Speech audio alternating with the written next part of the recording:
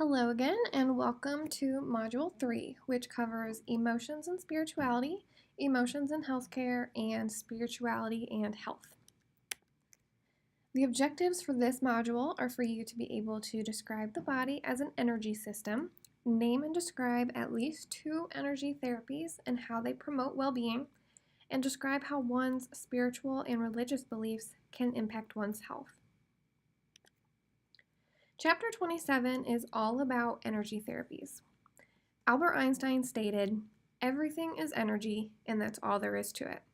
You can see on the quote that he had more to say, but the meaning of the rest of the quote is really outside the scope of this class. So let's just focus on the first sentence of this quote. Everything is energy.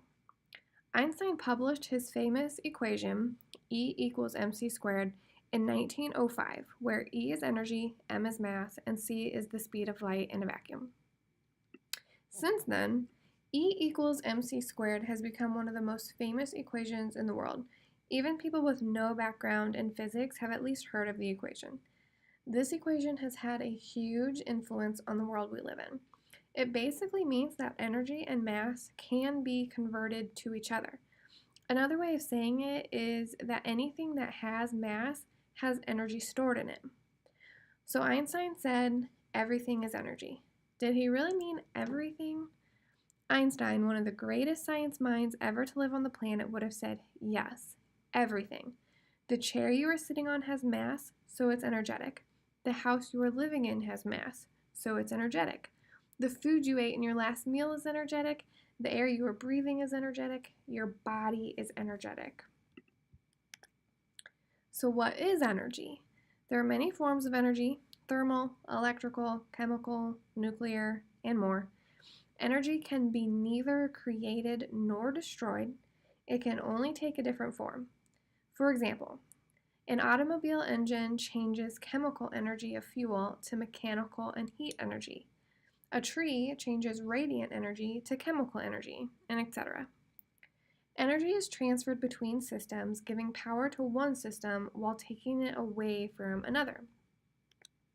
So why is this important to us, people studying holistic health? Because the mass of your body is energetic.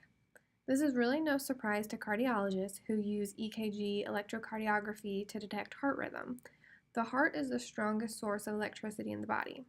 The EEG detects electrical signals from the brain, the next strongest source of electricity in the body. But all parts of the body produce electrical fields. All parts of the electrical body are communicating with all of the other parts of the electrical body all the time.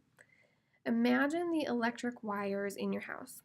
Imagine that when the wires are in good working order, the energy travels through them to the outlet, to the plug in the outlet, to your computer, and lets the computer have power to operate.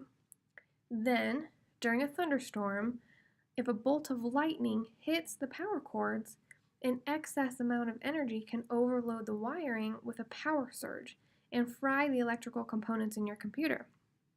Once the wiring in your home is fried, the electricity cannot effectively move through it. Now, instead of the computer wiring, think of the energy in your body. And instead of the lightning, think of anger. What if you were to hold on to the energy of anger for days, weeks, months, years? What if that energy of anger prevents the restorative life energy from moving effectively through your body? Might illness result? Energy therapies are a variety of techniques that try to help restore balance to the electrical system of your body. You'll read more about them in Chapter 27. If you read much about energy therapies, you are likely to encounter 2 terms that you don't encounter in Western medicine: meridians and chakras. Meridians are invisible channels through which Chinese healers have said the body's vital life force flows.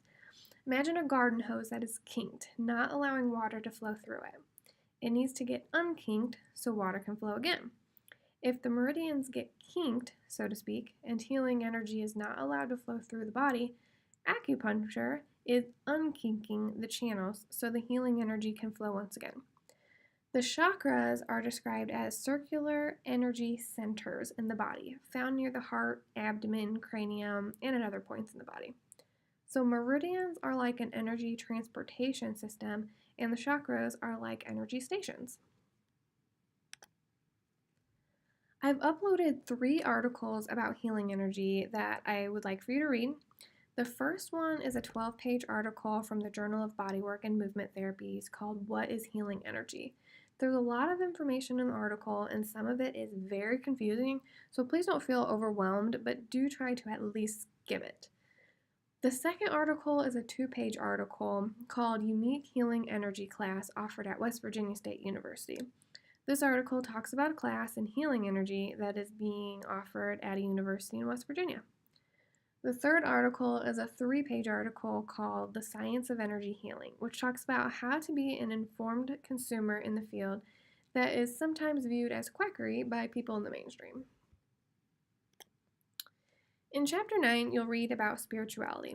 One thing I want to highlight from this chapter is the difference between spirituality and religion, as they are definitely not the same thing. Spirituality is a broad term used to describe a connection or belief in something outside of oneself. Religion is a specific belief system and follows a certain predetermined path. Religion certainly is a part of many people's spirituality, but many people are spiritual without practicing religion. So a fourth and final article I would like for you to read is Spiritual Encounters in Medical Practice by Dr. David Hibbard from Subtle Energies and Energy Medicine article. Though it's 14 pages, it is really an interesting and fast read. You'll be asked in the assignment about the questions that this medical doctor asked of his patients and why. I'll give you a hint now. He asks about their spiritual background because there are a number of medical studies that show that people who have a faith or a spiritual practice, and it doesn't make any difference what that faith is, or who believe in a higher power, or who pray, or who are prayed for, tend to do better health-wise than people who don't. But still, and I really want to emphasize this point, it is never okay to try to force another person, especially your patient, even a patient who is dying, into believing the way we believe. It is every individual's right to choose what they believe, and it is a form of abuse, no matter how good you might think your intentions are, to force another to listen to your own beliefs. It is okay to ask whether they would like a prayer or not, but it is never okay to force one on them. Another article you'll find in D2L talks about how people who find meaning in helping others tend to feel better.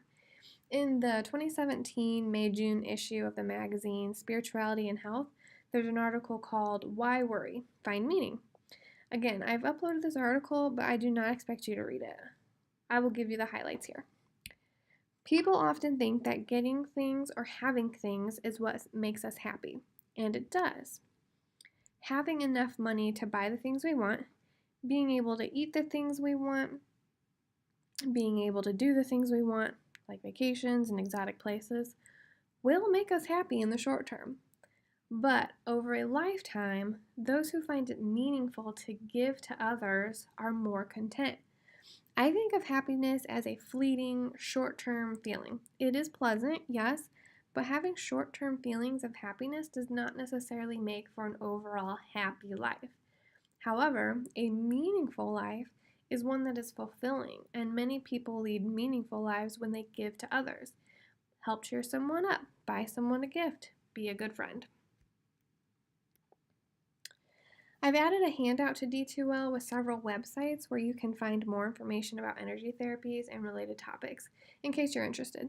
You certainly are not expected to visit all of the websites listed there, but I do hope that throughout this class you are starting to build a list of websites for yourself for future reference. So again, this module is heavy on the reading, which will take some time, but the assignment should not take very much time to complete. But to do well on the assignment, you will need to have a lot of the background information, which is found in the readings. If you have any questions, please do not hesitate to contact me. I hope you all have a wonderful week.